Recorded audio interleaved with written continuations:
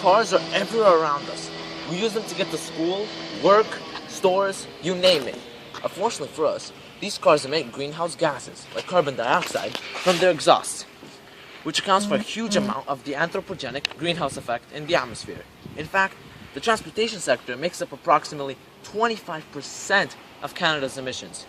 Because of this, the Earth's average global temperature is increasing.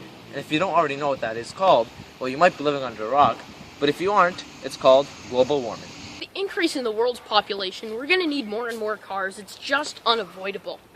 Not only that, but the world's population is getting lazy and no one wants to walk or ride a bike, even though it's good for you. Not to mention that you can carpool or take public transport. Now, because of the lazy folks out there, it's causing more greenhouse emissions and it's going to increase the damage in the atmosphere. The need for action is serious, because if you keep putting this much hazardous gas into the atmosphere, this Earth will become a dead zone. Not to mention that droughts will become commonplace. Imagine what it will be like when the ice caps melt. I wouldn't want to live there. Now, brace yourself, because it is estimated that it will cost Canada $21 billion to $43 billion a year by the 2050s.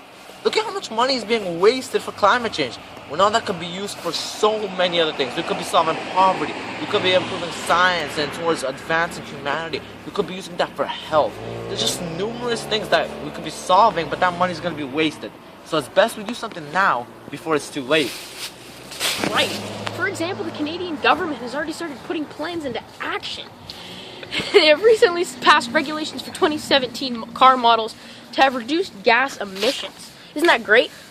And also, by 2018, more strict regulations will be passed for heavy trucks, like 18-wheelers.